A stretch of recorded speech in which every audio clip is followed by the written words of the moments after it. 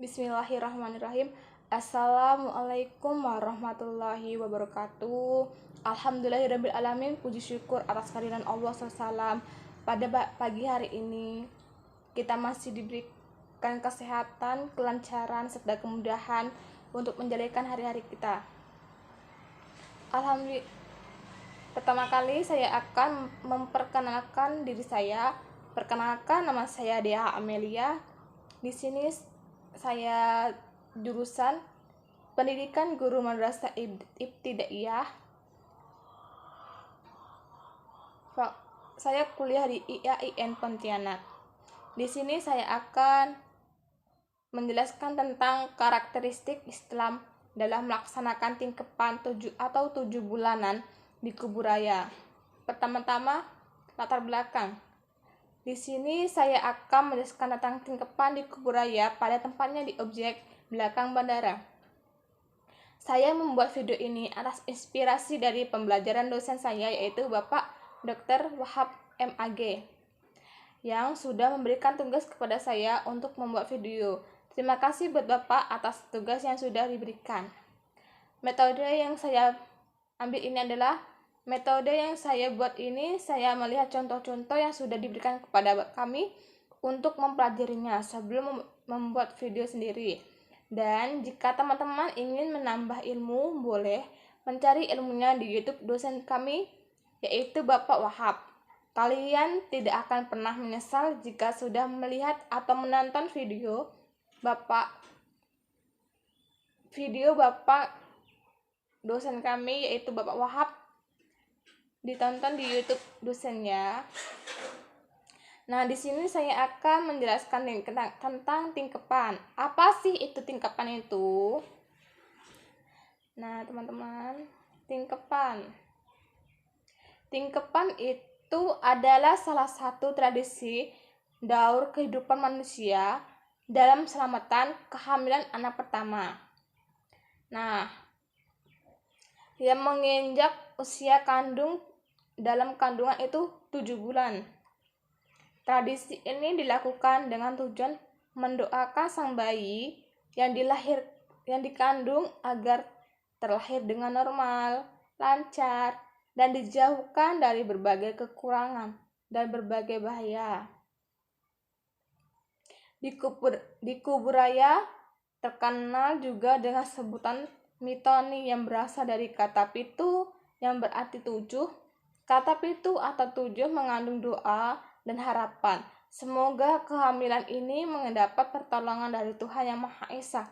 Bayi yang dikandung selamat, calon ibu yang mengandung selamat, diberikan kesehatan dan keselamatan dalam proses persalinan nanti. Mitoni, apa sih itu mitoni?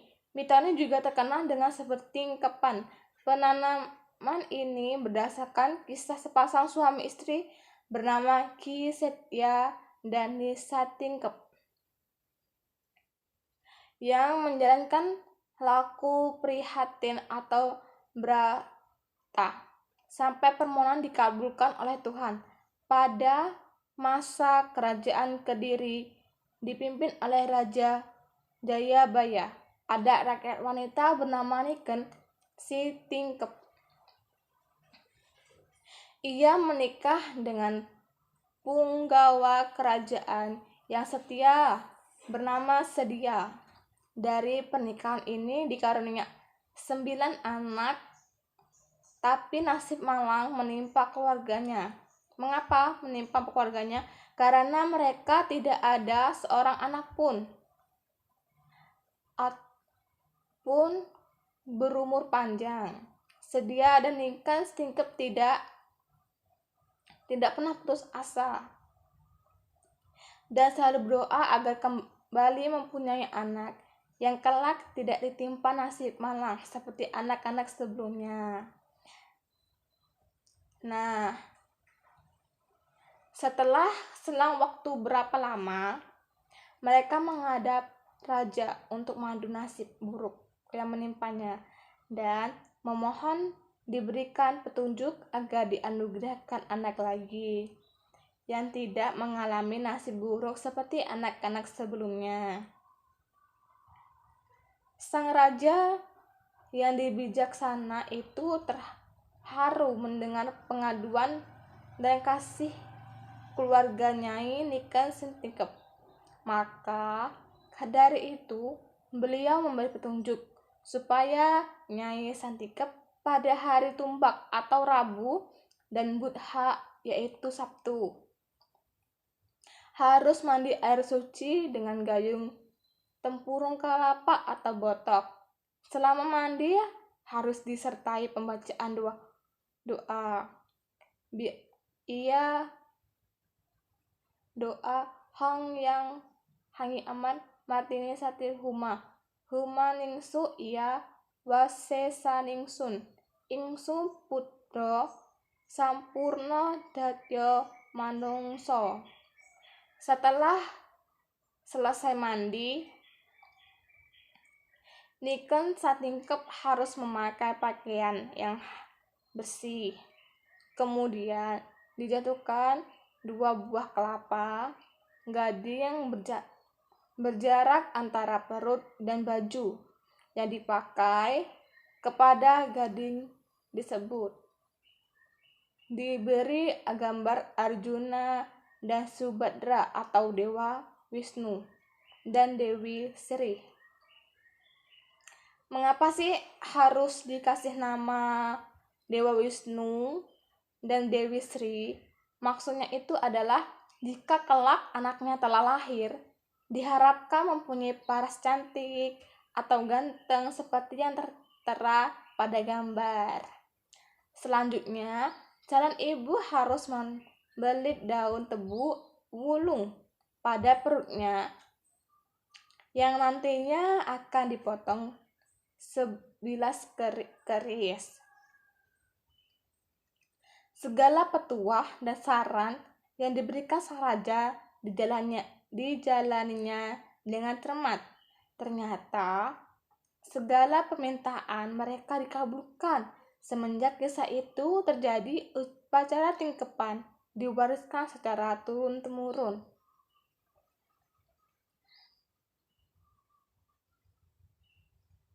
Apa saja sih tahap-tahap dalam tingkepan itu? Nah, di sini ada beberapa tahapan dalam menjalankan tingkepan.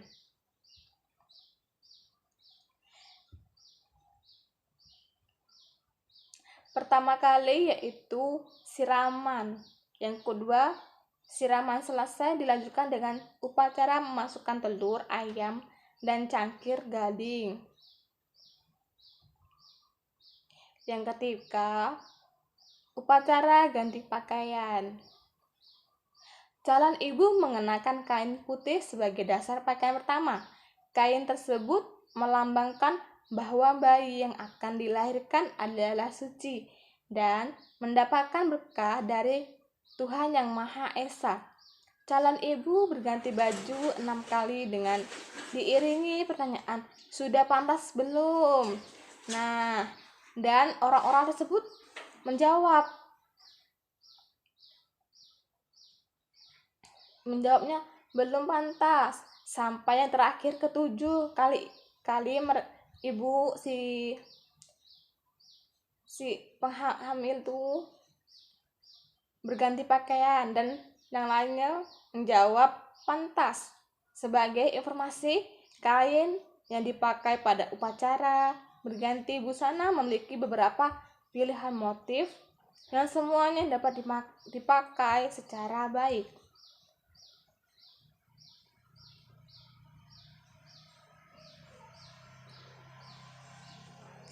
Nah, yang keempat itu upacara anggrem.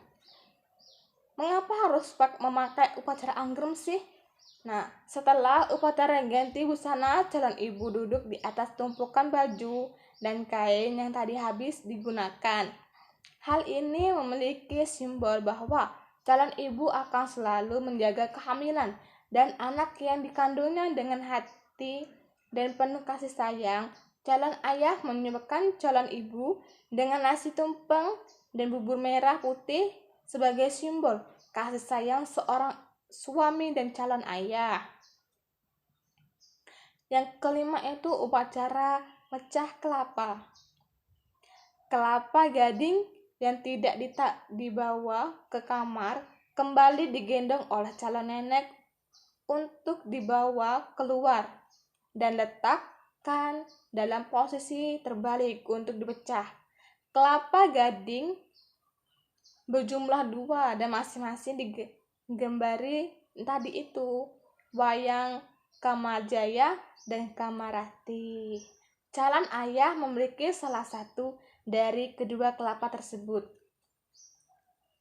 Apabila calon ayah memiliki Kamajaya, maka bayi akan lahir laki-laki, sedangkan jika memiliki Kamarati akan lahir perempuan. Hal ini hanya pengharapan saja, belum merupakan sesuatu kesungguhan. Yang keenam itu dodol rujak atau jualan rujak. Pada upacara ini, calon ibu membuat rujak didampingi oleh calon ayah.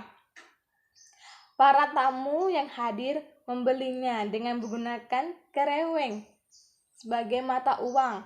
Makna dari upacara ini agar kelak anak yang dilahirkan mendapat banyak rezeki dan menghidupi keluarganya.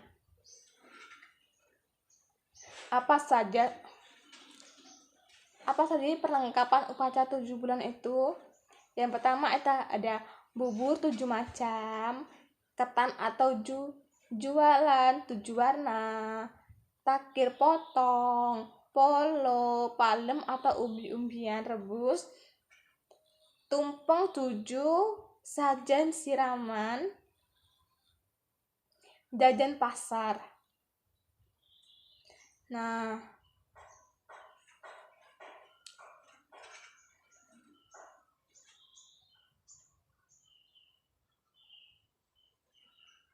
mengapa sedangkan kita juga suatu saat nanti pastinya akan menjadi seorang ibu. Semoga apa yang diinginkan kita tercapai.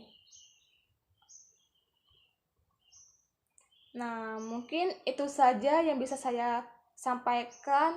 Sebelumnya kurang mohon maaf jika ada salah-salah kata.